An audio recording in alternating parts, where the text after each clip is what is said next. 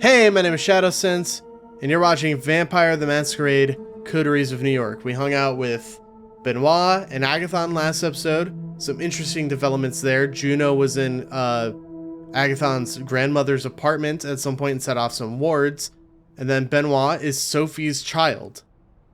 And we got to talking about Cain and the First City and all the mythology surrounding vampires. So I went ahead and rested, and now here we are. Sophie requests your presence tonight, and it seems urgent. You find her already waiting for you and clearly pondering something. It takes a few minutes of awkward silence before she speaks. I require your assistance, Shadow. There is a matter of great importance that I need to ask you to resolve for me. You will find what I'm about to say surprising, I'm sure, but I need you to hear me out. I need you to contact an important Anarch figure in NYC and arrange a meeting for us.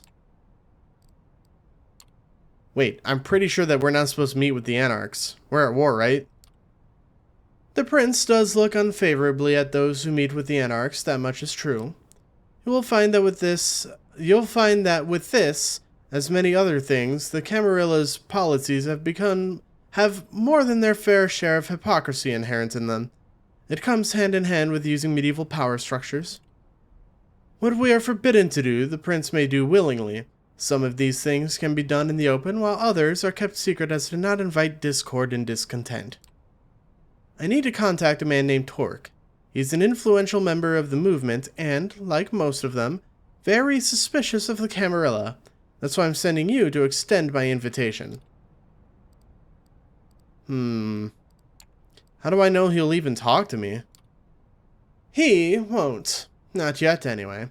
You need to start further down the chain and with the right story to spin. From my limited sources adjacent to the movement, I've gathered that your best chance to speak with Torque is to first meet with his right-hand woman, Mia. She's a regular at a club called the Leech Pit. That's my sire, isn't it? I think it would be best if you presented yourself as an Anarch hopeful, a fledgling looking for a place of belonging. Only after you talk to Torque directly should you mention my name in the meeting. Yeah, that makes sense. If I open with, I'm with the Camarilla, they might cut me off. We can reveal our cards once I have his attention. My thoughts exactly. After tonight, I suggest that we do not speak of this again until you arrange the meeting. There are many who would jump at the chance to use this against us. With Kaiser, you have proven you can get the job done, even if it requires additional legwork. I trust you to deal with this task as quickly and as covertly as possible. Forgive me, but that's all the time I can spare tonight. What I'm asking of you is just a bigger part of the whole. Trust me, it'll all be worth it. It better be worth it. I'm the one risking my neck for some kind of convoluted conspiracy. When I meet with Torque, you will be there, and much will be revealed. I think that when you hear our discussion, you will be glad you helped me set it up. Check with Gregory for the address of the Leech Pit. Have Mia introduce you to Torque. When she does, tell him I wish to meet. Let him pick the time and place, but let it be soon. If he proves too guarded, tell him I have something that will help him gather allies against Boss Callahan. That should pique his interest. Good luck, and obviously not a word about this to anyone else, not even any new friends you might have made in recent nights. This stays between us.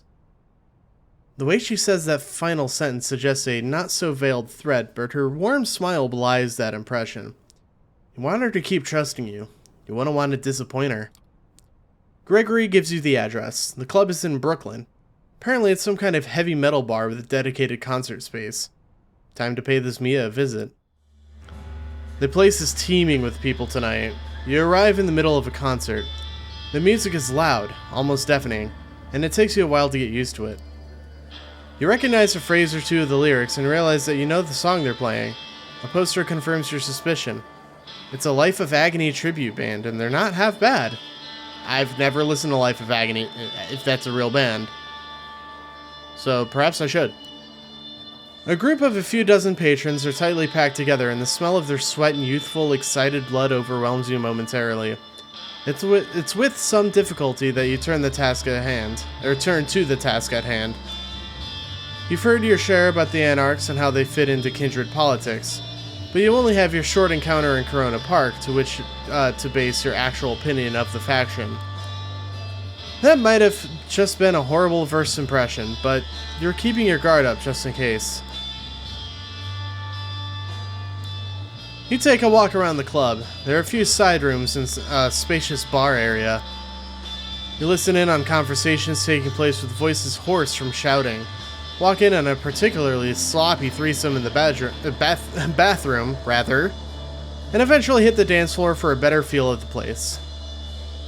As the concert comes to an end, you witness one of the guests, a feisty-looking girl, get into a scuffle with a much larger drunk guy. She doesn't seem to appreciate him reaching around her waist, slapping him with an audible crack that sends him to the ground unconscious. Two bouncers break up the crowd and pick up the drunk to carry him outside without so much as questioning the woman. You get an inkling that she might be who you were hoping to find. You approach her as she's about to leave. Yeah, what the fuck do you want? She's still seething and bares her teeth for just a moment, but you've learned what to look for in a kindred. You're pretty sure she's one of you. As if the orange-yellow eyes didn't give it away.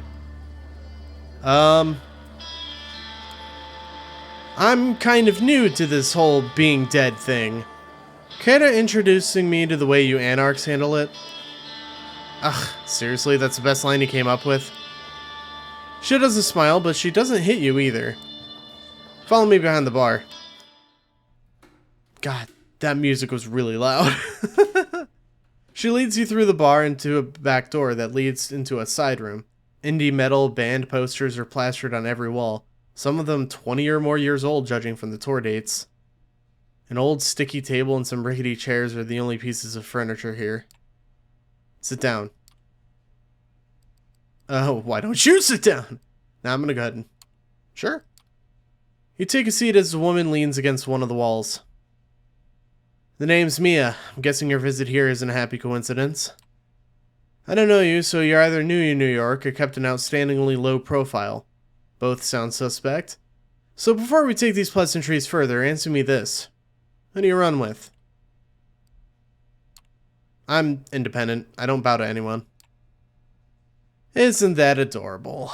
Listen, fledgling, you don't get to be this fresh in the game and not pick a side. Those Second Inquisition fucks are all too happy to pick on delusional kids like you.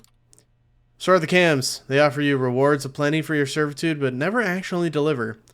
Fortunately for you, there's another option. But before I get to that, let's get one thing out of the way. She leans in.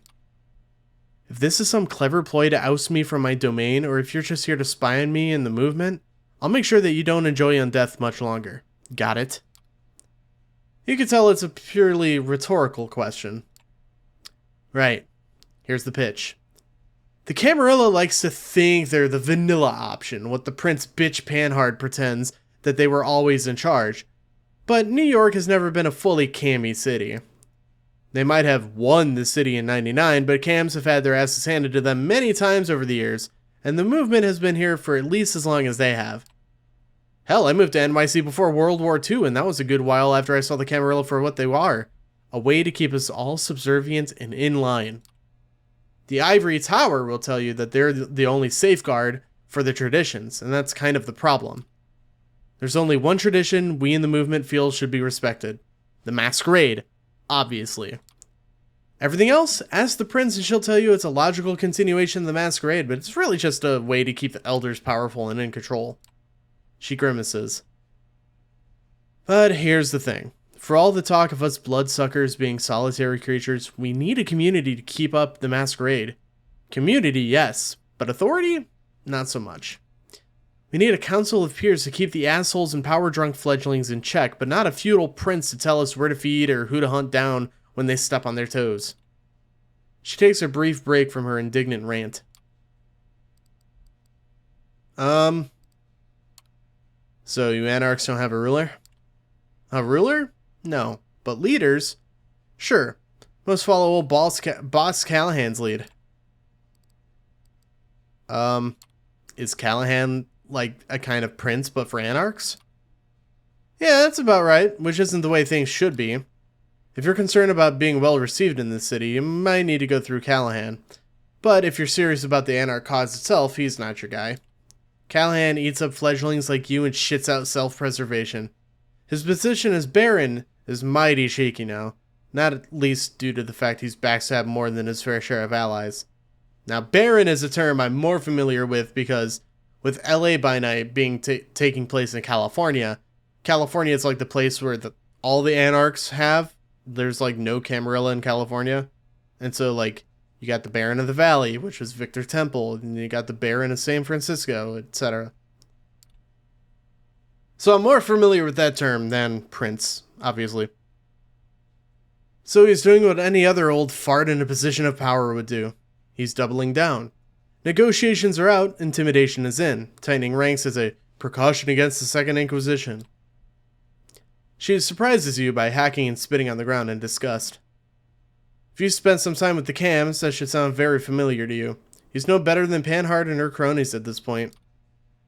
No, you need to contact Torque. And wouldn't you know it, it's your lucky night, because I'm the lick to do it through. Torque, huh? Why him? Because he's one of the good guys, or at least as good as leeches can be. Torque is a leader, a local baron who's overseeing a small domain, but doing a very good job of it. Callahan knows this, and he's giving him shit. Torque is taking it like a champ. He's smart like that. For one of us rebels, he's got the patience of a saint. Makes you think back to how things used to be way back when, if the stories are to be believed. Anyway, you want to meet him? Gonna require a show of goodwill first. Okay, yeah, that's fair. What do you have in mind? She flashes you a mischievous half smile. I appreciate your readiness, but I don't have the details just now. Ask for me at the bar when you're able. I'll leave something for you and we'll take it from there. Now come on, I gotta go. She walks you out of the bar and you go your separate ways. Seems like there's nothing more to do than return here later and see if Mia really can help you contact Torque. Well, that took a lot of my time. Oh, Agathon's across the river. Okay, Who do we want to hang out with tonight? Let's go check up on Tamika.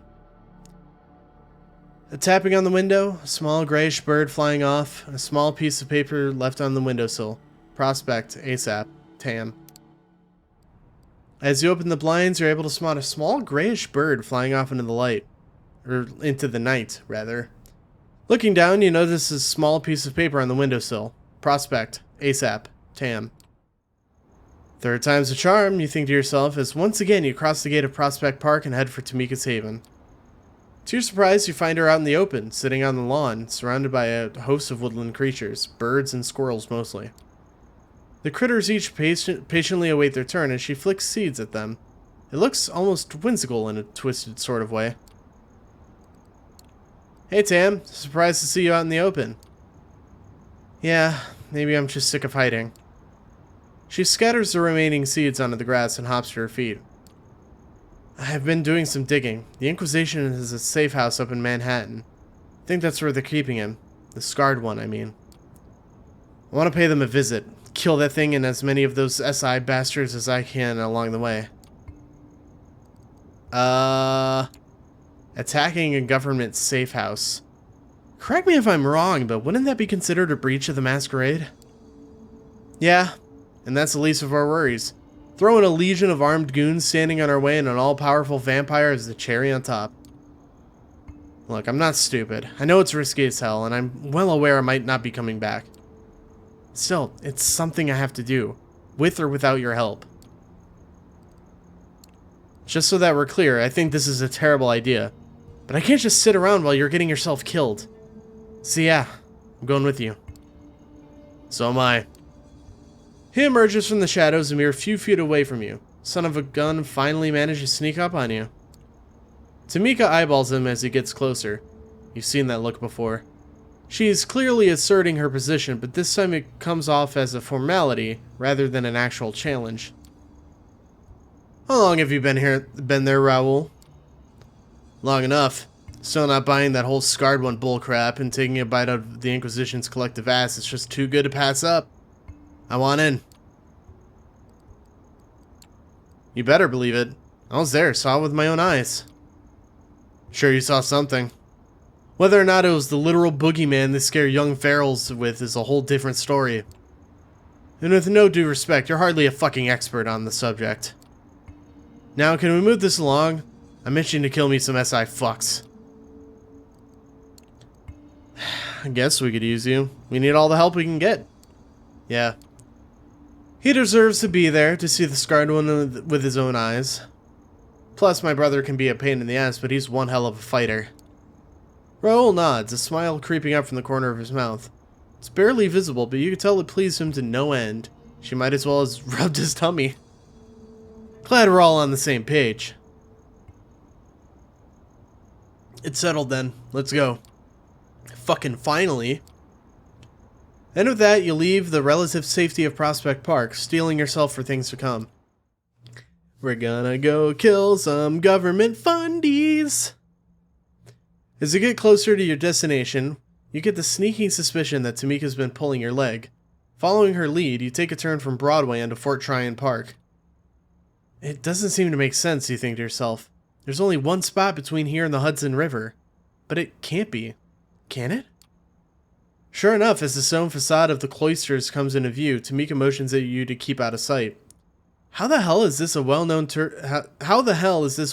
tourist trap, a hideout for the Second Inquisition? Wait, isn't this place a tourist attraction? Only during the day. At night it serves as a staging ground for the Inquisition. If my sources are to be trusted, and they usually are, they brought him here for what they call processing. Doubt they'll keep him here for long though. If we want to get him, it's now or never. As if on cue, a group of armed guards walk out of the museum, pushing a gurney with a large steel container on top of it. As they wheel it out in the open, a truck approaches. The operative starts preparing to load the crate onto the vehicle. You scan the area, trying to take a head count. Tamika beats you to it. I count at least 7, probably more inside. We should do this quietly and take them out one by one. Raoul frowns. I say we go in guns blazing, figuratively speaking. If there are more inside, let them come. The more the merrier. Tamika's right. We should get in quietly, take them out one by one. Tamika nods in silence. Fine, then let's do this already. Before you two bore me to final death. You split up, aiming to cover as much ground as possible.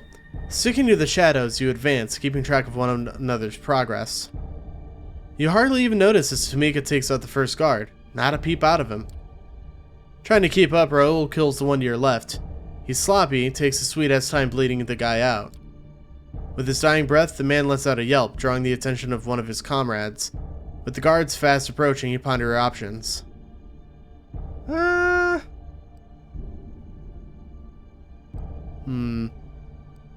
Slitting his throat seems the faster, quieter option, so... As the guard walks by, you leap out of the shadows and use the sharpest weapon you have on you. Your fangs to slice his throat open. With his windpipe severed, he lets out a silent gurgle as he expires. Carefully, you lay his dead body on the dirt. Looking to the side, you notice Raoul looking back at you. He nods, looking almost semi-impressed. 3 down, 4 to go. You keep a steady pace, moving across the courtyard, picking off the guards one by one. Tamika does her part. 3 to go. Raoul gets messy again. This time, he's quiet. With only 2 of them left, you pick one for yourself and gesture at one of your fellow ferals to take care of the other. Tamika's quieter, but Raoul's closer. Which one will you choose? Tamika all the way. You wave your hand at Tam, pointing at her final target. She nods and starts making her way towards him. Suddenly, by virtue of sheer luck, he turns around just as she's about to pounce. His scream is quickly muffled, but still loud enough for the very last guard to hear. As all 3 of you approach him, the dire reality of the situation hits him like a ton of bricks.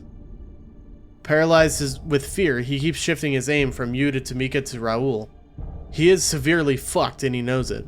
And since you're standing closest to him, you might as well do the honors. Oh, feeding time! You walk over to the quivering mess that mere minutes ago thought himself the toughest of the tough. Before he can react, you slap the gun out of his hands, lean in and smile. Hi. Half a second later, your fangs are already halfway into his windpipe. The blood tastes sour with a hint of cowardice and regret. Could have gone out with a bang, but chose to go out with a gurgle. Oh well. With the SI operatives taken care of, you turn your attention to the container sitting in the middle of the courtyard. Using your combined strength, you make quick work of the steel door. As you walk in, the moonlight from behind you illuminates a twisted figure huddled on the floor. It's hard to believe the thing lying before you, beaten and tortured within an inch of its own life, is the same creature you fought back at the cemetery. What the fuck is that thing? Why, it's the boogeyman, Raoul. Turns out he's real. You knew, huh? His lips move silently as if searching for the right words. He looks to you, then turns to his sister as if waiting for a sign. For a moment, Tamika just stands there. She looks down at the scarred one, the once fearful boogeyman, whose very mention could strike terror in the hearts of their tribe, now reduced to a whimpering pile of flesh. Finally, she turns to you with a look of childish innocence mixed with confusion. Then she looks back at the scarred one. You can tell she's lost. Tam? What the hell are you waiting for? Let's kill this thing and get out of here. Are you sure that's what you want? Look at him. It's as if he's dead already. In all ways that matter, anyway. Are you fucking kidding me? We came all this way just to back down now? Stop talking. She's quivering, clenching her fists. You can tell she's about to reach a decision. Look at him, Tam. There's barely anything left. Is he really worth it? Suddenly, the very air around you seems to thicken. You look over to Tamika. She's not quivering anymore. She looks down at the mess of flesh and fur curled on the steel floor. Her voice is calm and quiet. No, he isn't. You both turn to walk away when suddenly you hear a pained yelp, followed by the sound of a body dropping to the ground. You turn back to see Raoul standing over the dead husk of what once was the mighty scarred one. In one fluid motion, the boogeyman's neck has been twisted off his shoulders. Raoul? You had a shot, sister. Took it for you. I hope you don't come to regret it. Standing outside the steel container, the three of you take a moment to gather your thoughts. You look at one another, as the blood staining your hands, clothes, and faces. At the blood. In the pale moonlight, it appears black and shiny, like fresh ink stain on a fresh sheet of paper. Without another word, you head back toward the city lights. The journey back takes longer than it did in the other direction. With bits and pieces of the Second Inquisition still stuck to your clothes, you decide to play it safe by sticking to back alleys and cutting through the darker corners of the city. Tamika stays several steps ahead. Both you and Raoul are quite content to follow her lead. You can tell that these last few nights have taken a toll on her, but not necessarily in a bad way. She seems stronger somehow, confident, more in tune with herself. Soon the awkward silence proves unbearable enough that you're willing to risk making small talk with Raoul. You know, I'm still not sure I understand what happened back there. You wouldn't. It's not something one of your lineage could understand. Our lineage, we have a special relationship with the beast. We can either let it control us or become attuned to it. It's a constant struggle, marked with difficult choices.